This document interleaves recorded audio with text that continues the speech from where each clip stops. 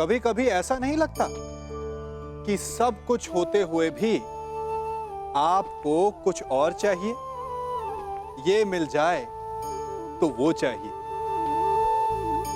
यदि आपको ऐसा असंतोष अनुभव होता है तो इसमें कोई आपत्ति नहीं है, क्योंकि संतुष्ट हो जाना मनुष्य का स्वभाव ही नहीं है। और इसी कारण मानव ने सभी जीवों में सबसे अधिक विकास किया।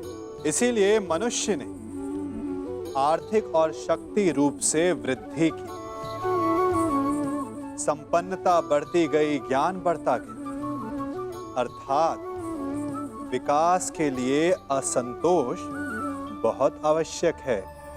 परंतु समस्या तब उत्पन्न होती है जब ये असंतोष ईर्ष्या में बदल जाता है। जब आप स्वयं की संपत्ति अर्जित करने की अपेक्षा ये प्रयास करने लगते हैं कि आपके प्रतिद्वंदी की संपत्ति अधिक ना रहे, तब ये असंतोष ईर्ष्या में बदल जाता है।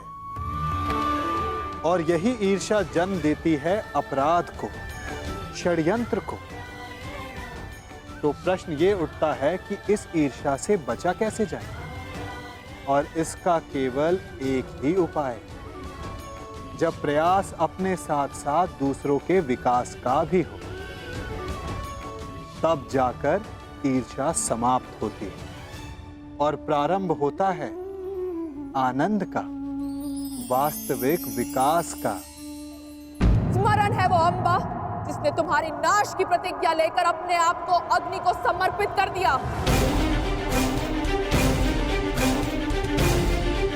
हाँ भीष्म, मैं उसी अम्बा का पुनर्जन्म हूँ। शिखंडिनी, शिखंडिनी, शिखंडिनी।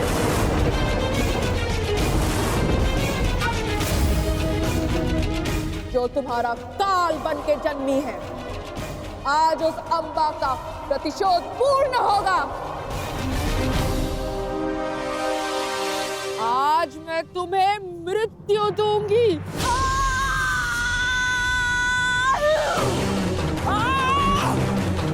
कौन? पितामह को बचाओ, रोको उसे।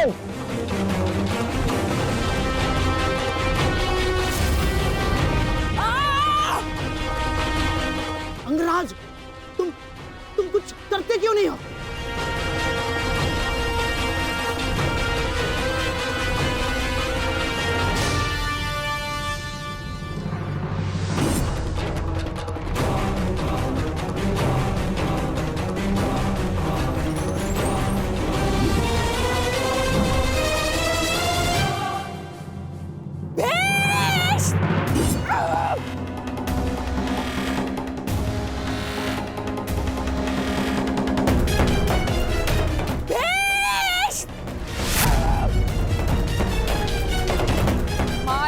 के बच नहीं पाओगे भीष्म।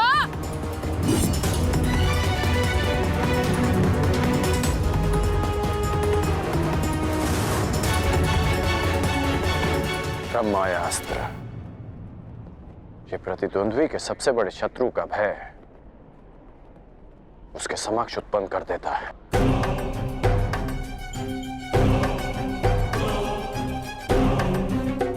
आज मैं तुम्हारे हर एक प्रतिबिंब का नाश कर दूंगी।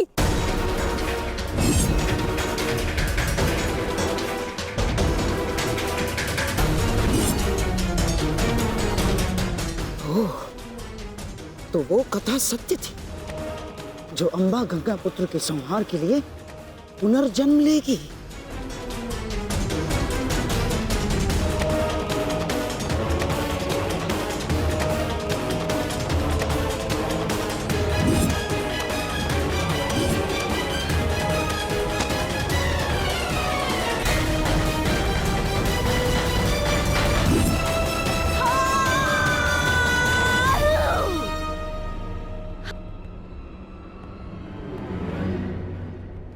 मुझे मेरा प्रतिशोध लेना है।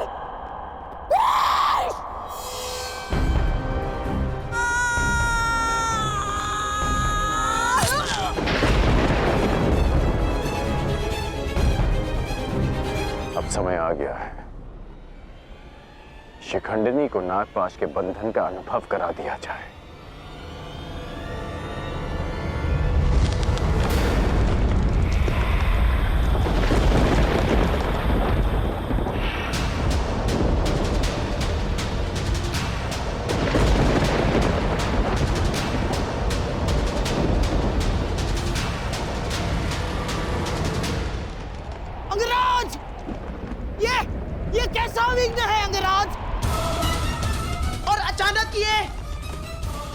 ये जलवायु परिवर्तन कैसा?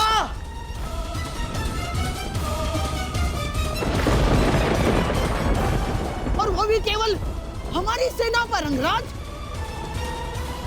अंगराज, उधर पांचाल की सेना के ऊपर का आकाश तो स्वच्छ है। अब ये किस शत्रु की माया है अंगराज? ये सब क्या हो रहा है सूर्यदेव?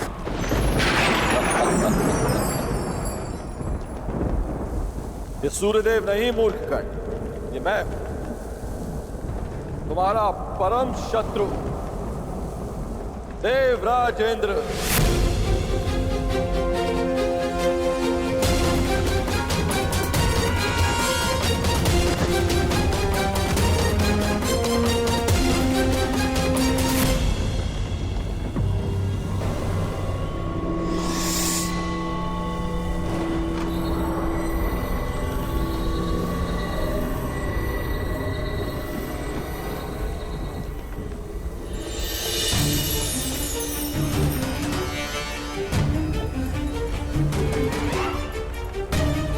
सूर्यदेव, ये आप क्या कर रहे हैं?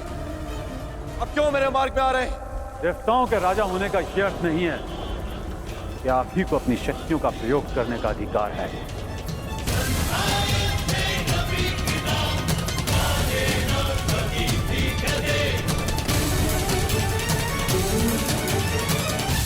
परंतु सूर्यदेव, आप क्यों मेरे मार्ग में आ रहे हैं? प्रश्न मेरा भी यही है। हस्तिनापुर की सेना पर आप अपना क्रोध क्यों जता रहे हैं? सूर्यदेव, मैं तो केवल अपने पुत्र के मार्ग में आई अड़चन को हटा रहा हूं। और मैं भी अपने पुत्र की सहायता करने का प्रयत्न कर रहा हूं। आपका पुत्र? ये सूत पुत्र नहीं, सूर्यपुत्र कर्ण। माना आप देवताओं के राजा हैं, परंतु आप भी त्रिदेव द्वारा ही संचालित होते हैं। यदि आप अपने अधिकारों और शक्तियों का दुरुपयोग करेंगे तो मुझे भी अपनी शक्तियों का प्रयोग करने का अधिकार है।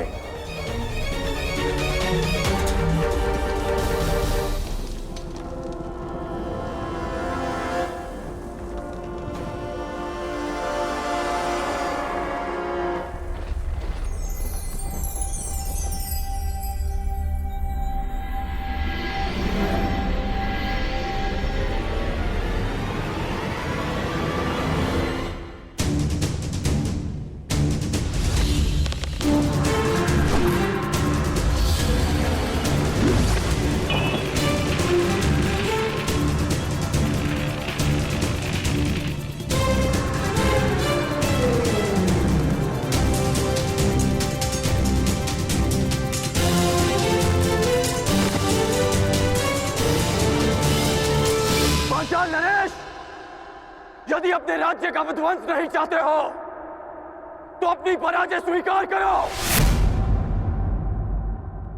और अपना मुकुट युवराज दुर्योधन के चरणों में रख दो।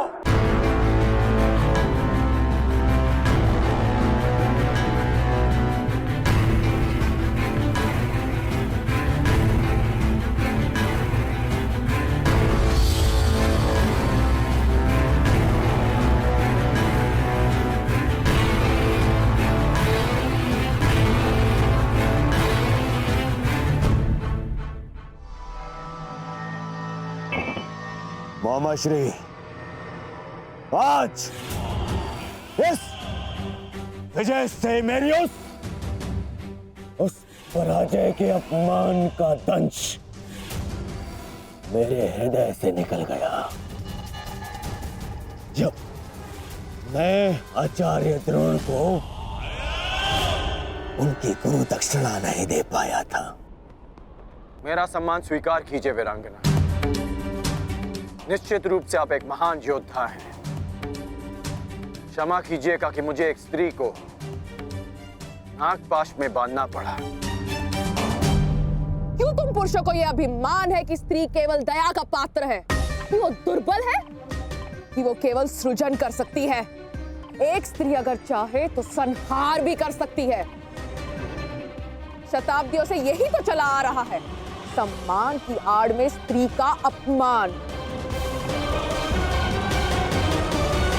यदि आज तुमने ब्रह्मास्त्र का प्रयोग नहीं किया होता तो भीष्म को आना पड़ता, मेरा प्रतिशोध पूर्ण होता। परंतु एक दिन ऐसा आएगा अंगराज जब भीष्म मेरे सामने खड़ा होगा और वहां ना तुम उसकी रक्षा कर सकोगे ना तुम्हारा ब्रह्मास्त्र।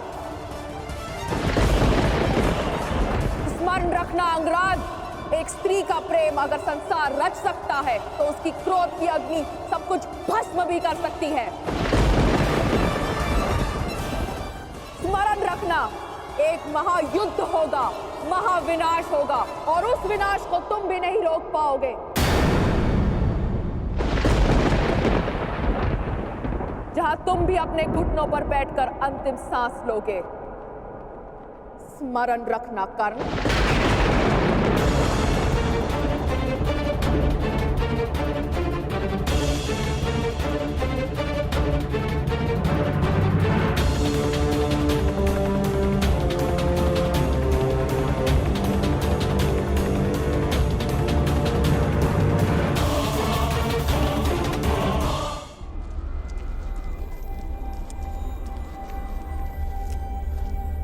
बड़ा भयंकर युद्ध था अंगराज।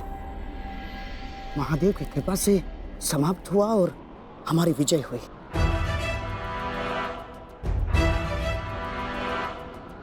अभी कई युद्ध शेष हैं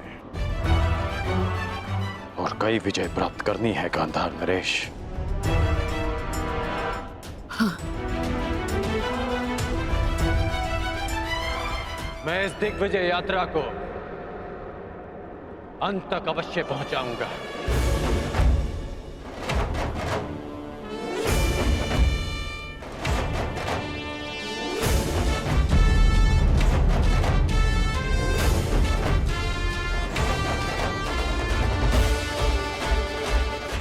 आखिर कब इस कर्ण का विजय रथ रुकेगा?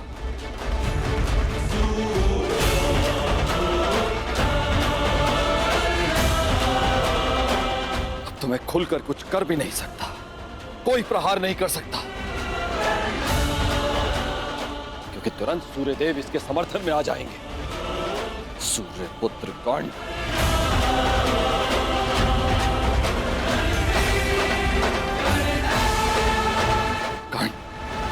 पांचाल पर विजय कर मगध की ओर बढ़ता जा रहा है। वहां मेरा पुत्र अर्जुन घोर तपस्या करके भी महादेव को प्रसन्न नहीं कर पा रहा। ओम नमः शिवाय।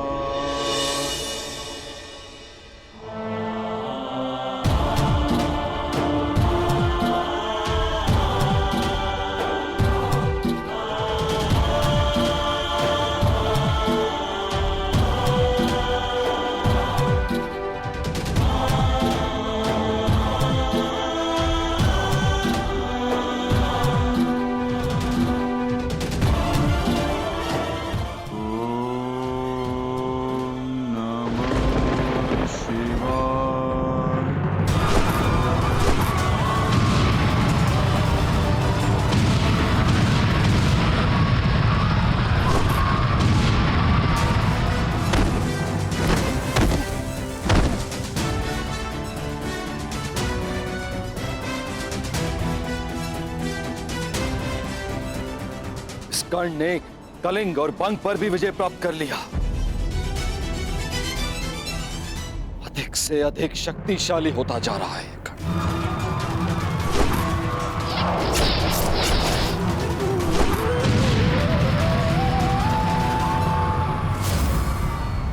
अर्जुन। सब पर शीघ्र प्रसन्न होने वाले महादेव ना जाने कब मेरे पुत्र अर्जुन पर कृपा करेंगे।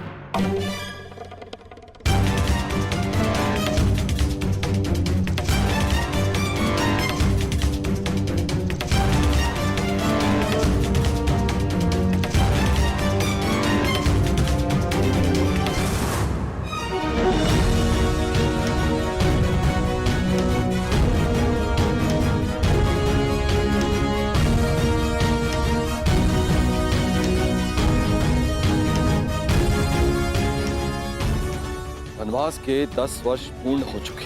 ये कर्ण अब तक अपराजित है,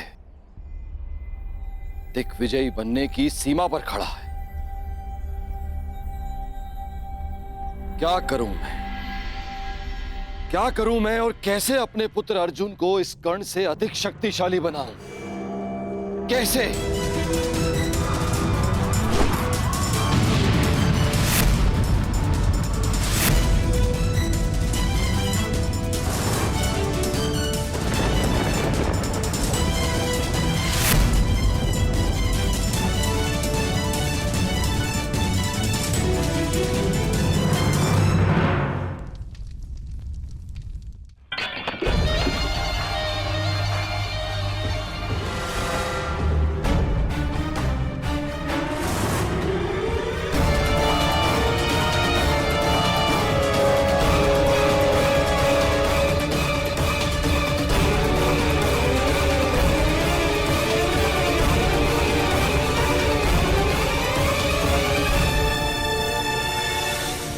बंग, छेदी, कलिंग, मगध, त्रिगध, मत्स्य,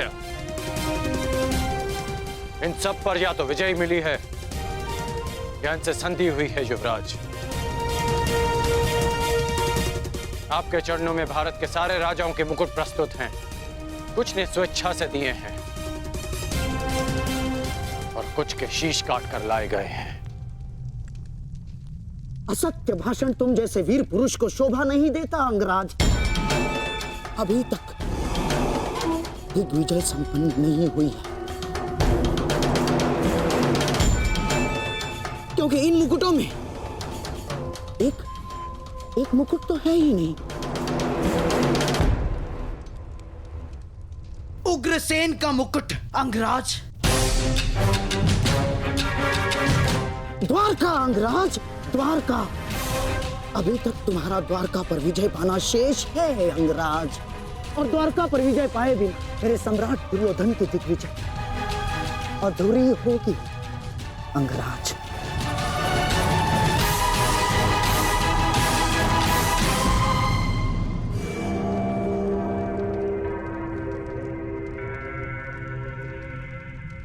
द्वारका से युद्ध यानी वासुदेव से द्वंद्व। क्या आप नरसंहार का प्रण लेकर हस्तिनापुर से निकले थे गांधार नरेश? रक्त की नदियां बह जाएंगी, परंतु वासुदेव और श्री बलराम को हराना असंभव है। लोग इन्हें यूं ही अवतार नहीं कहते। अवतार की कथा पे वो विश्वास करते हैं जो कृष्ण से भयभीत हो।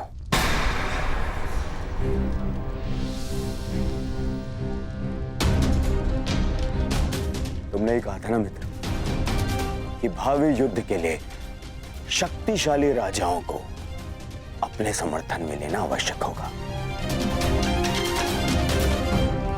बिना द्वारका के ये कैसे संभव होगा मित्र? तुमने मेरे लिए दिग्विजय का वचन दिया है, क्या उसे पूर्ण नहीं करोगे मित्र? द्वारका का साथ अवश्य मिलेगा युवराज। शक्तिशाली को मित्र संधि से बनाया जाता है, युद्ध से नहीं। हमें वासुदेव और श्री बलराम से संधि करनी होगी।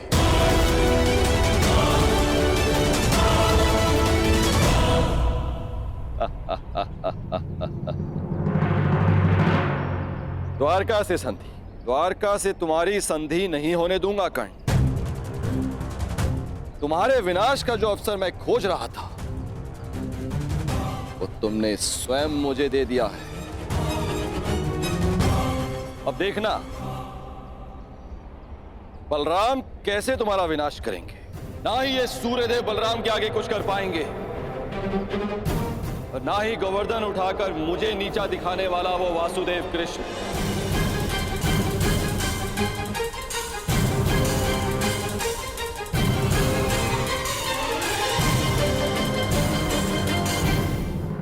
हम सब के जीवन में कई बार ऐसा होता है कि हम लक्ष्य के बिल्कुल निकट होते हैं, परंतु अचानक हमारे मार्ग जैसे बंद हो जाते हैं या फिर हम भ्रम में फंस जाते हैं। कभी कभी उस भ्रम से जूझकर हार मान लेते हैं, कभी कभी उस भ्रम को ही लक्ष्य समझ लेते हैं, और प्रत्येक स्थिति में हमारा लक्ष्य हमसे दूर होता जाता है। अब प्रश्न यह उठता है कि ऐसे में क्या किया जाए, और उत्तर है धैर्य। मन जब अधीर होता है तब सोचने समझने की क्षमता खो देता है, भ्रम के माया जाल में फंस जाता है और अंततः थक कर हार जाता है। जबकि धीरज रखने से मन शांत होता है, आप एकाग्रचित होते हैं, भ्रम के माया जाल से निकलकर अपने लक्ष्य को देख पाते हैं। इसीलिए धीरज रखना सीखें, क्योंकि ये बहुत बड़ी शक्ति है। हमें वासुदेव और श्री बलराम से संधि करनी होगी। द्वारका से संधि? द्वारका से तुम्हारी संधि नहीं होने दूंगा कर्ण। अब देखना बलराम कैसे तुम्हारा विनाश करेंगे। ये आप क्या कह रहे हैं इंद्रदेव? नंदिनी को आप कैसे लेके जा सकते हैं? विवशता, विवशता श्री बलराम। मुझे लगता है नंदिनी द्वारका में सुरक्षित नहीं है। क्यों? अचानक से द्वारका असुरक्षित कैसे हो गया? है नहीं, किंतु होने वाला है। अब तक मुझे लगता था कि कामधेनु पुत्री कल्पपूर्णा नंदिनी आपके और वासुदेव के पास सुरक्षित है, परंतु अब? परंतु क्या इंद्रदेव? क्या आपको यादवों के गौवंश के प्रति प्रेम पर संदेह है? कदापि नहीं, किंतु मुझे हस्तिनापुर की नीति रीति पर विश्वास नहीं है। आप स्वयं ही देखिए, वहां एक पुत्र वधु सुरक्षित नहीं है तो गौवंश कैसे सुरक्षित रहेगा? हस्तिनापुर से द्वारका का क्या संबंध है? संबंध है हलधर। हस्तिनापुर के लिए कर्ण दिग्विजय पर निकला है। आवश्यक है कि वो एक दिन द्वारका अवश्य आएगा। आपने सोच भी कैसे लिया देवराज कि हस्तिनापुर की अधीनता हम स्वीकारेंगे?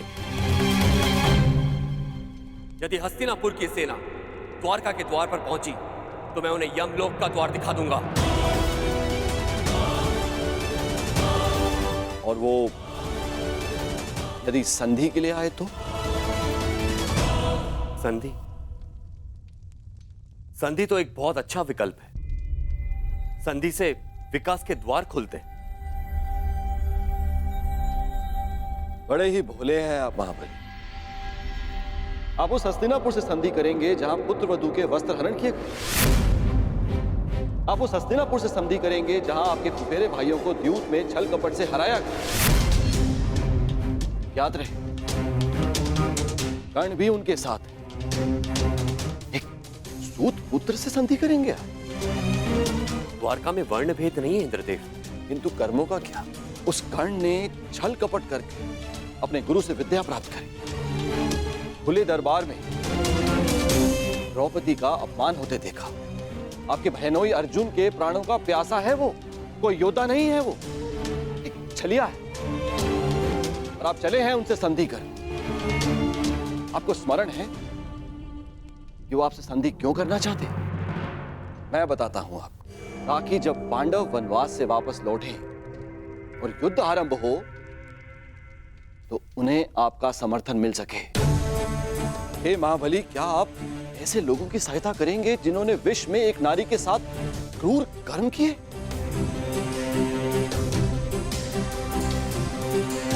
तो और क्या विकल्प हो सकता है इंद्रदेव? यदि कोई मित्रता का हाथ बढ़ाने के लिए आपके घर तक आए तो आप उसे कैसे ठुकरा सकते हैं? यदि मित्रता का अवसर ही ना दिया जाए तो? कैसे?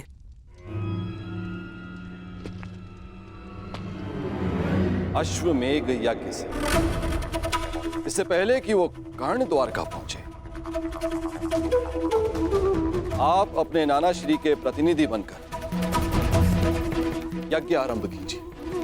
अश्व छोड़िए, यदि कर्ण ने उस अश्व को जाने दिया तो वैसे ही हस्तिनापुर आपका अधीन हो जाएगा, और यदि रोक लिया तो आप युद्ध करके उसका नाश कर सकते हैं। ये अच्छा विकल्प है।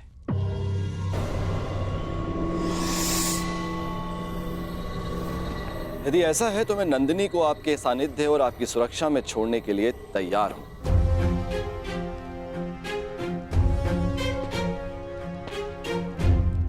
दाऊ,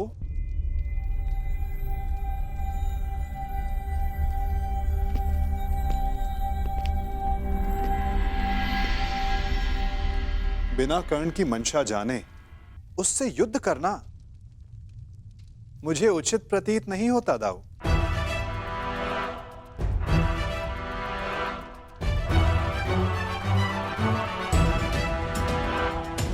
मुझे ऐसा प्रतीत होता है कि आप नंदिनी की सुरक्षा करने में समर्थ नहीं।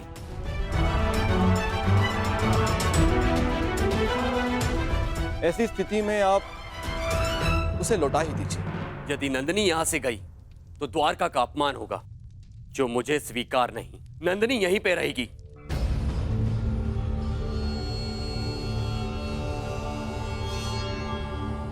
अश्वमेघ यज्ञ का आयोजन होगा कन्हैया? ये तुम्हारे ज्येष्ठ का आदेश है।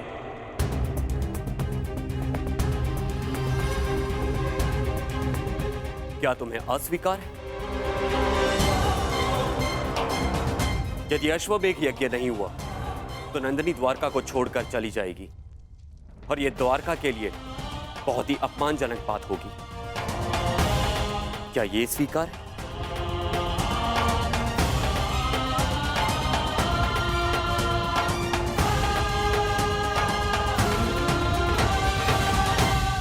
मैं आपके आदेश के परे कहां हूं दाऊ। जैसी आपकी इच्छा।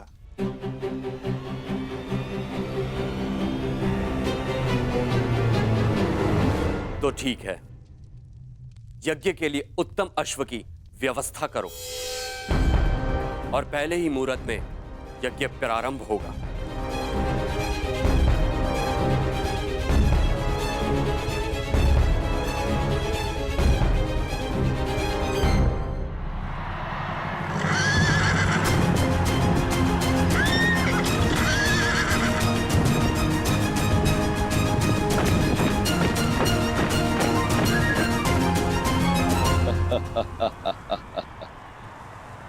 इसे कहते हैं समय का चक्र।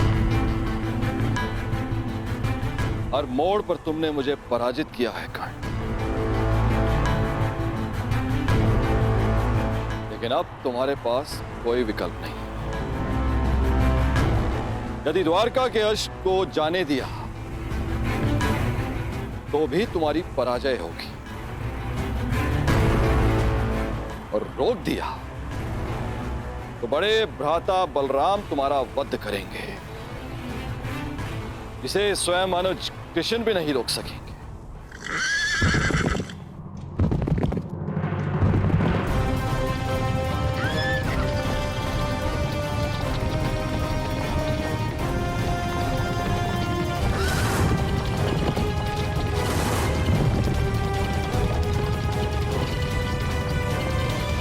रुको!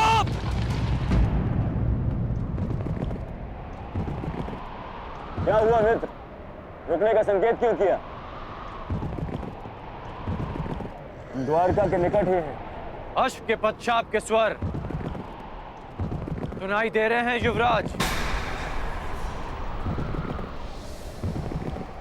ये अश्व की नहीं, तुम्हारे पतन की पश्चात है ये कर्ण।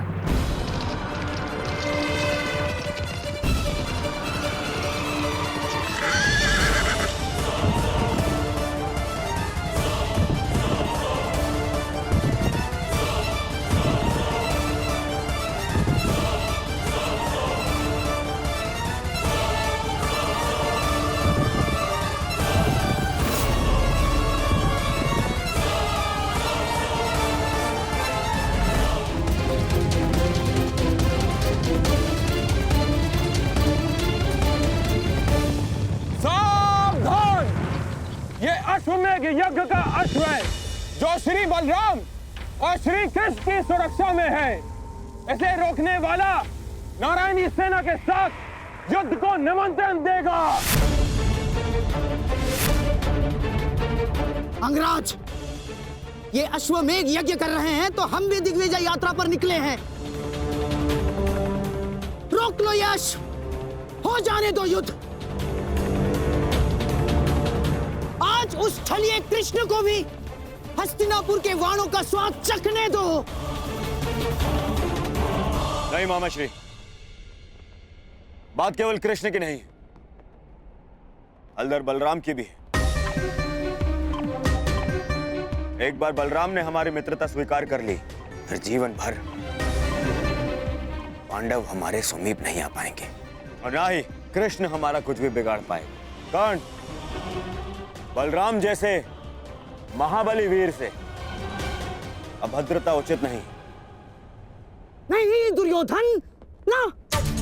आज इस अश्व को यूं ही जाने दिया तो सारे भारतवर्ष में यह संदेश जाएगा, यादवों का वर्चस्व स्वीकार कर लिया है हस्तिनापुर ने।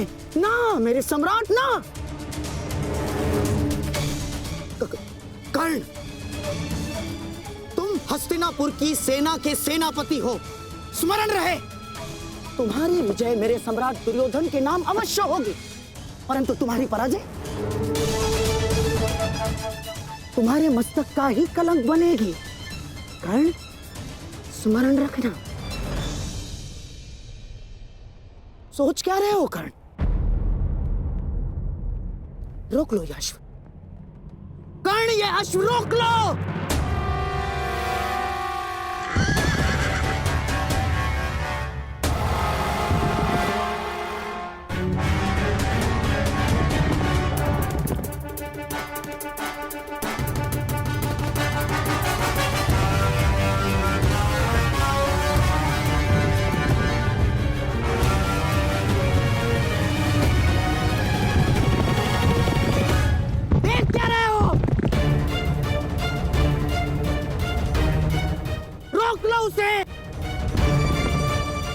नहीं। कर्ण,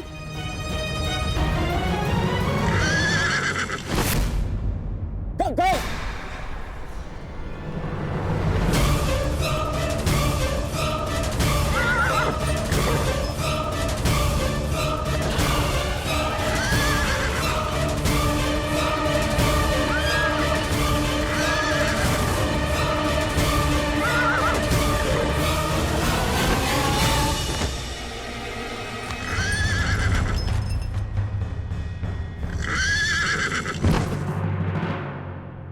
ये तुमने क्या किया मित्र?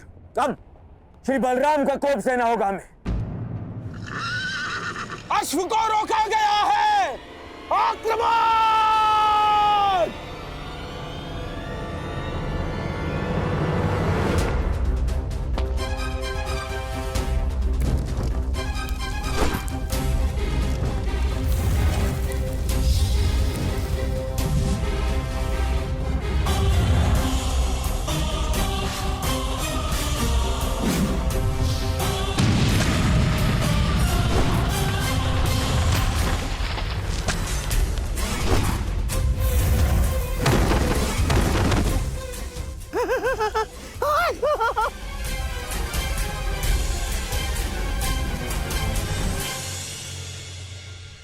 ठीक कहा था देवराज ने, यह कर्ण बड़ा ही उद्दंड और दुस्साहसी है। द्वारका के अश्वमेघ यज्ञ के अश्व को रोका है उसने, हमारी सेना पर आक्रमण किया है उसने। मैंने कहा था ना दाऊ कि ये योद्धा तनिक विकट है, परंतु उसने अभी तक बलराम के हल और गदा की विकटता नहीं देखी है। हस्तिनापुर को अपने हल की नोक से उखाड़कर भूमि में गाड़ दूंगा मैं जानता हूं कि तुम्हें कर्ण प्रिय है, परंतु जो भी द्वारका के सम्मान की सीमा को लांघे वो मुझे प्रिय नहीं।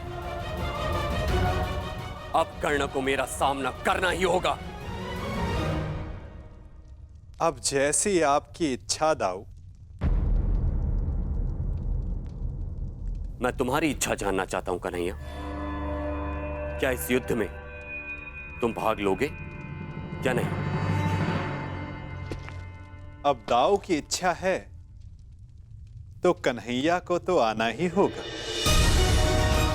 परंतु क्या?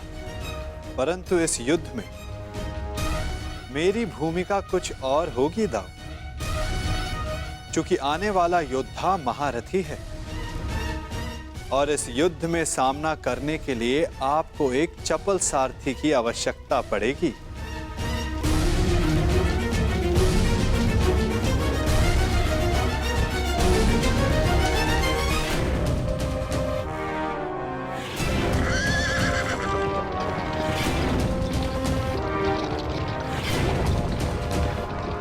लो सम्राट, ये छलिया सारथी बनकर आया है, अर्थात शस्त्र नहीं उठाएगा।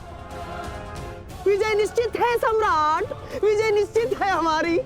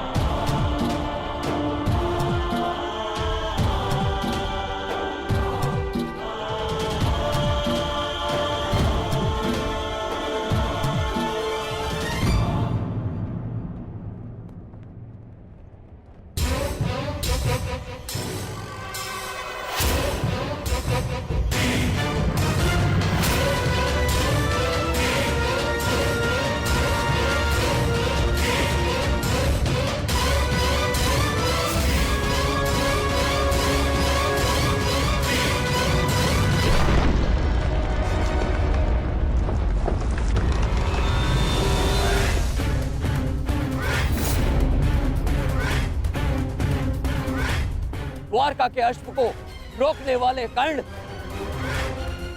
तेरा सामना बलराम से है।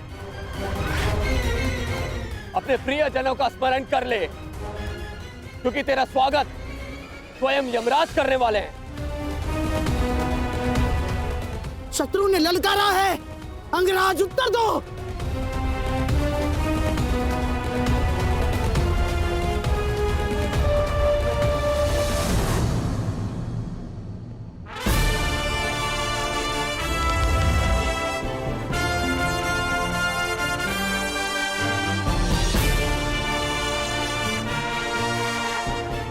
इस छलिए कृष्ण ने हमारे कई बनते काम बिगाड़े हैं दुर्योधन। आज इसकी पराजय का आनंद हम उठाएंगे, द्वारका का पतन होगा।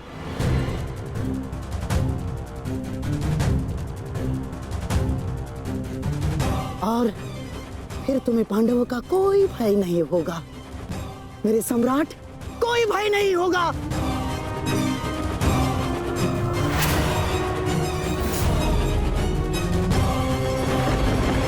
बाण संधान करो कर्ण, तुमने बाण संधान किया और मेरा प्रतिशोध पूर्ण होगा। आज मेरे एक परम शत्रु की हार निश्चित है, या तुम्हारी या कृष्ण की।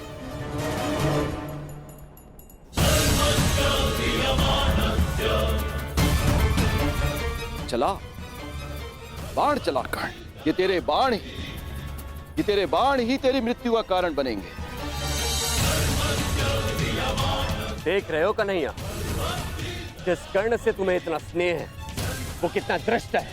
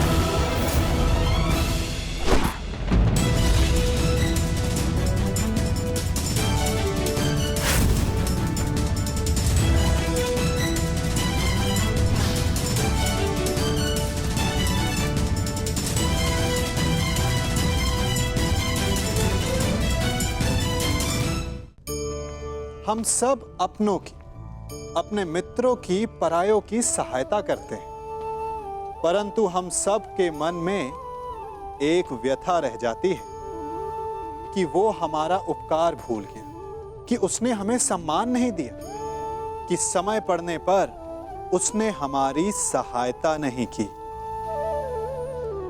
होता है ना ऐसा? अब प्रश्न ये उठता है कि क्या हमें उपकार भुला देना चाहिए या नहीं? और उत्तर भी दो हैं, हां भी और ना भी। हमें दूसरों पर किए गए उपकार को भुला देना चाहिए, परंतु यदि किसी ने हम पर उपकार किया है तो उसे नहीं भुलाना चाहिए। यदि दूसरों पर किए उपकार भुला दिए तो अपेक्षा नहीं रहेगी, अपेक्षा नहीं रहेगी तो वो टूटेगी नहीं, मन कुंठित नहीं होगा, और स्वयं पर किए गए उपकार को स्मरण रखा तो उसे चुकाने के लिए सदा तत्पर रहेंगे, उपकार करने वाले के कृतज्ञ रहेंगे, तब भी मन प्रसन्न रहेगा। और यदि हम सभी ऐसा करने लगे तो सबके मन को संतोष रहेगा।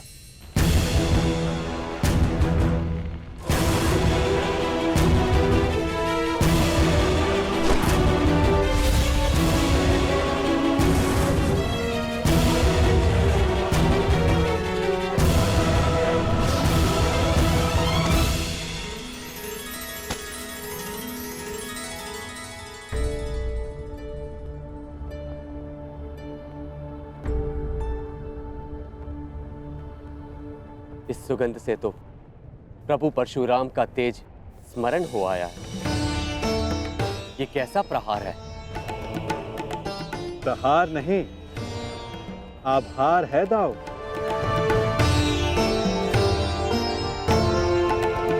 कहा था ना कि आने वाला योद्धा तनिक भिन्न होगा।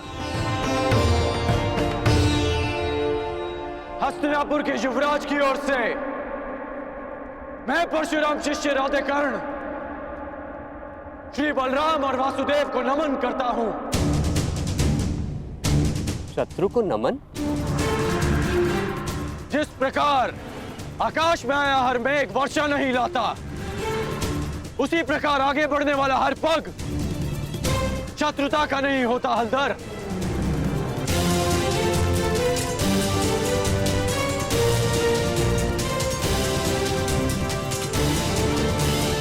हस्तिनापुर की मित्रता स्वीकार करें।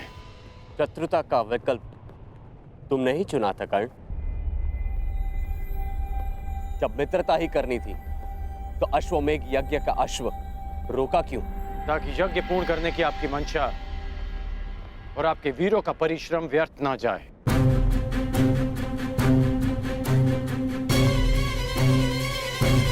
इस अश्व को ध्यान से देखिए। इस अश्व का दायां कान कटा हुआ है।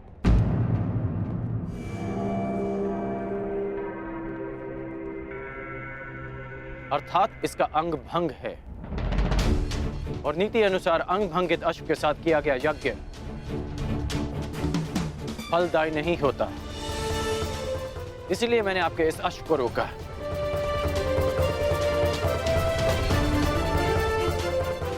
हलधर, मैं स्वयं आपको समझाना चाहता था, परंतु उससे पूर्व आपके वीरों ने मुझ पर आक्रमण कर दिया और कदाचित मुझे उसका उत्तर देना पड़ा।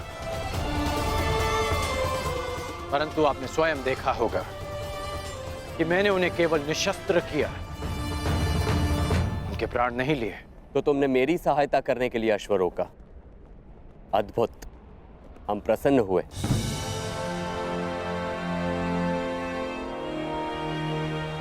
यह अश्व लाने का उत्तरदायित्व किसका था? कान्हा,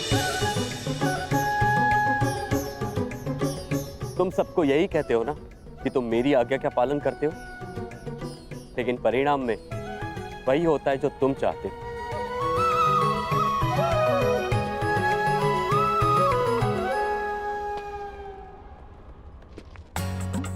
अब क्या करूं दाऊ, मेरा भाग्य ही ऐसा है।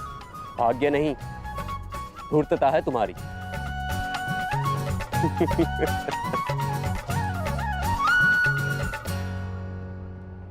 तुम्हें लेके मेरे मन में जो भ्रम था, वो भ्रम तुमने तोड़ दिया है। हम प्रसन्न हुए। कहो, क्या इच्छा है?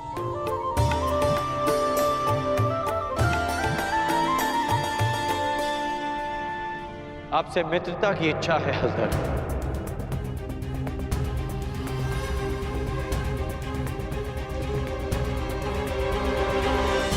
और एक आश्वासन भी बलराम, आवश्यकता पड़ने पर आप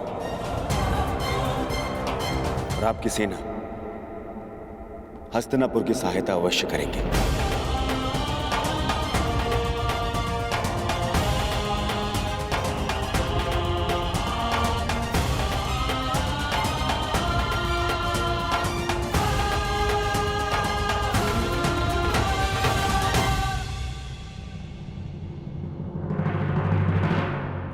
स्वीकार है।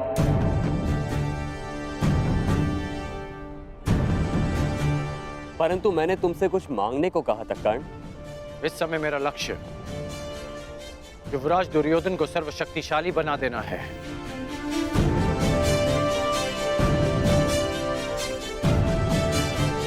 इसलिए मैं चाहता हूं कि आप युवराज दुर्योधन को गदा युद्ध की शिक्षा दें और इन्हें संसार का सर्वश्रेष्ठ गदाधारी बना दें। स्वीकार है।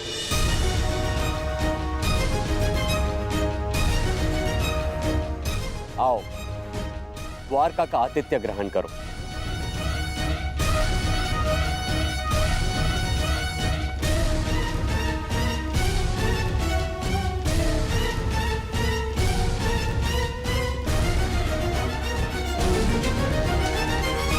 कर्ण, वरदान तुम्हें मिला था और तुमने उसे मेरे लिए उपयोग किया। आज तुमने एक बार फिर ये सिद्ध कर दिया कि संसार में यदि कोई मेरा सबसे बड़ा हितैषी है तो वो तुम हो कर्ण। मैं हस्तिनापुर का हितैषी हूं युवराज, और हस्तिनापुर युवराज का सेवक।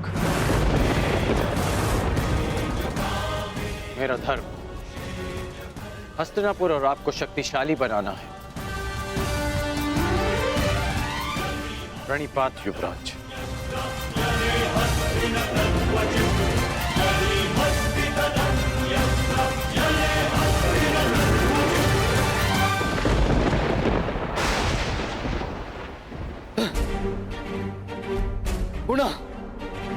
गुणा मेरे प्रयास आज सफल हुए। मेरे इतने कठोर परिश्रम के बाद भी उस कर्ण को द्वारका का समर्थन मिल ही गया। उस कर्ण की दिग्विजय पूर्ण हुई। अभी तक मेरे पुत्र अर्जुन को कुछ भी प्राप्त नहीं हुआ, कुछ भी नहीं। समय आ गया है, समय आ गया है, मुझे ही कुछ करना होगा। इस कर्ण के सौभाग्य को दुर्भाग्य में परिवर्तित करना होगा।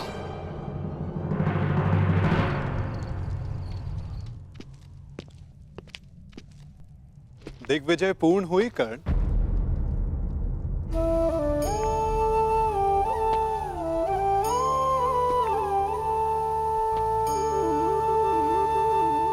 लगभग 12 वर्षों तक तुम लगातार युद्ध करते रहे हो।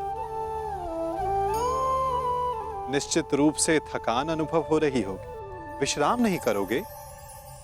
मित्रा के लिए शरीर की थकान से अधिक मन की शांति होती है केशव। मेरा मन अशांत है। एक परिवर्तन का स्वप्न लेकर मैंने अपना जीवन प्रारंभ किया था। तू स्वयं ही परिवर्तित हो गया केशव।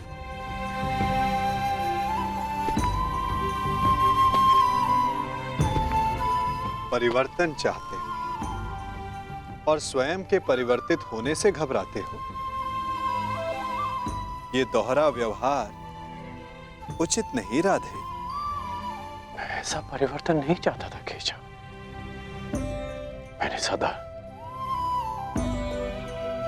स्वतंत्रता की कामना की थी, और आज स्वयं मैं हस्तिनापुर का दास बन के।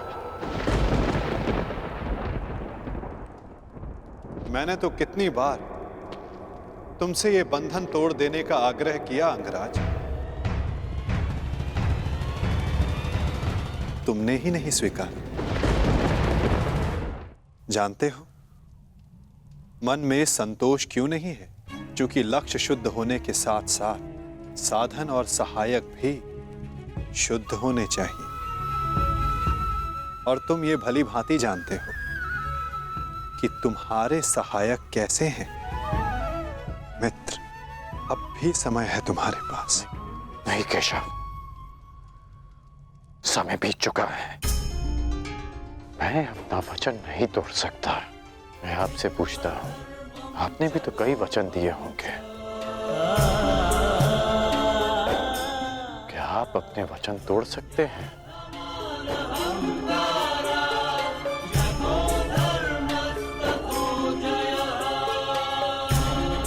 कौन जाने मित्र, भविष्य में क्या छिपा है। तुम बताओ, अब दिग्विजय के पश्चात तुम क्या करोगे? केशव, मेरा मन अशांत है। सोच रहा हूं कि हस्तिनापुर जाने से पूर्व गुरु परशुराम के दर्शन करा। विचार उत्तम है मित्र, परंतु स्मरण रखना, कभी कभी अकेला यात्री मार्ग में भ्रम के जाल में फंस जाता है। प्रयास करना कि भ्रम के जाल में ना उलझ जाओ। केशव, जिस परिस्थिति में मैं हूं, कोई भ्रम मुझे क्या सताएगा।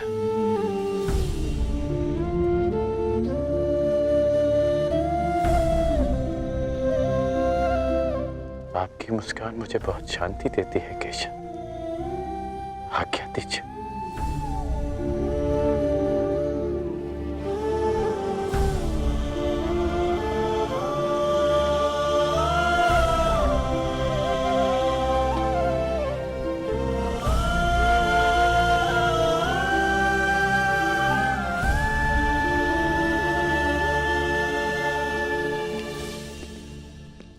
कभी कभी मनुष्य परिस्थितियों का खिलौना बन जाता है मित्र। कभी कभी मंतव्य शुभ होने पर भी गंतव्य पर कुछ अशुभ हो ही जाता है। इसीलिए यात्रा में सावधानी आवश्यक है। तनिक सी असावधानी बहुत बड़ी दुर्घटना को जन्म दे देती है। सावधान रहना मित्र।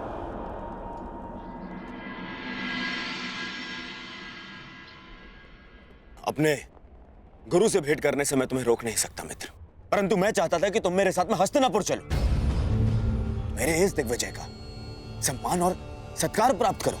युद्ध में बाण धनुष से चलाए जाते हैं युवराज, परंतु विजय सदा योद्धा की मानी जाती है। उसी भांति दिग्विजय आपकी है। मैं तो केवल एक निमित्त मात्र हूं।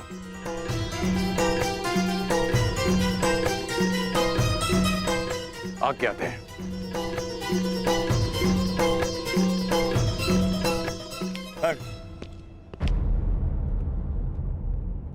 अपने मित्र को हार कर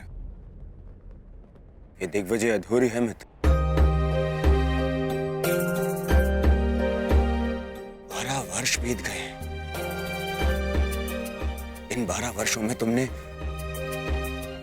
मेरे लिए धनुष उठाए, परंतु कभी दृष्टि नहीं उठाई। ढाल बनकर मेरे शरीर की रक्षा की है, परंतु मित्र बनकर कभी गले नहीं लगाए।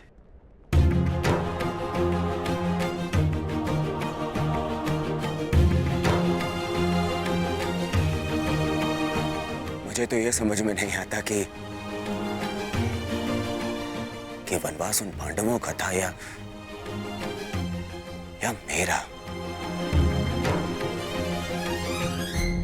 बस मित्र, अब तो क्षमा कर दो मुझे। एक दिग्विजेता को अपने सेवक से क्षमा मांगना शोभा नहीं देता युवराज।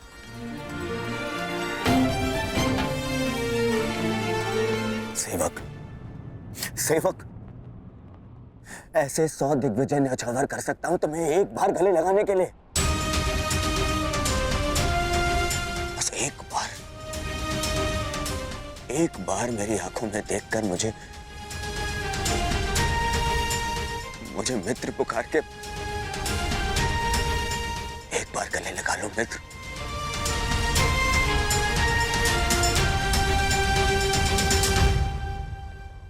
कदाचित एक बार उस मित्र की पुकार युद्ध भवन में भी सुन ली होती आपने युवराज।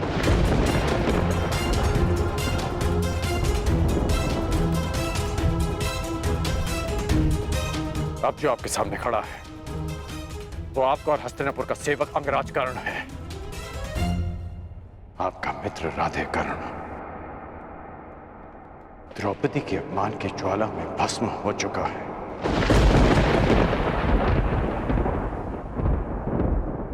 और जो भस्म हो जाते हैं वो किसी को गले नहीं लगा पाते।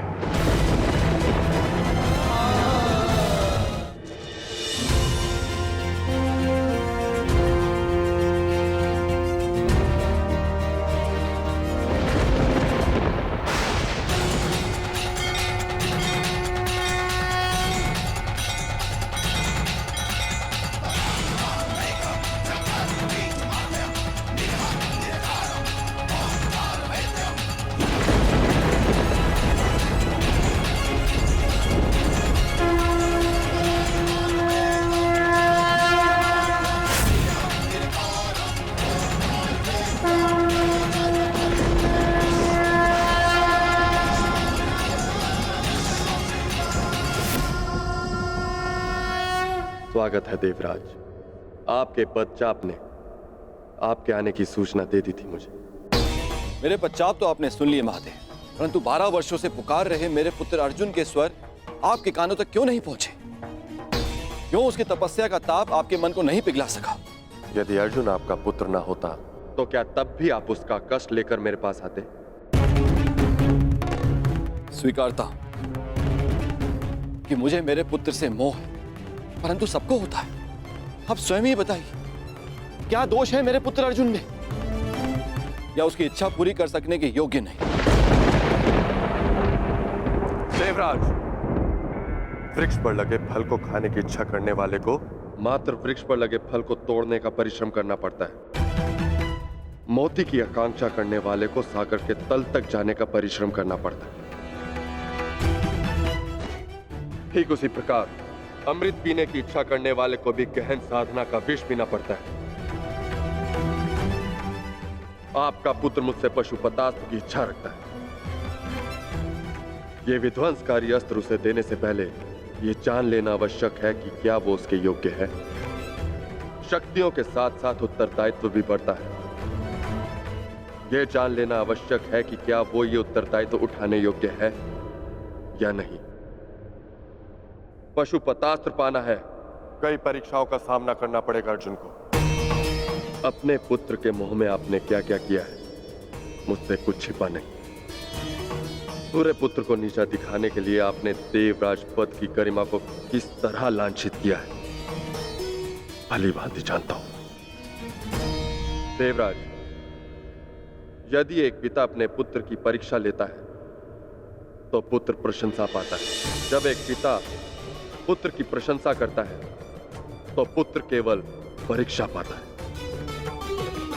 आशा है कि अगली भेंट देवराज इंद्र से होगी, पुत्र मोही पिता से नहीं।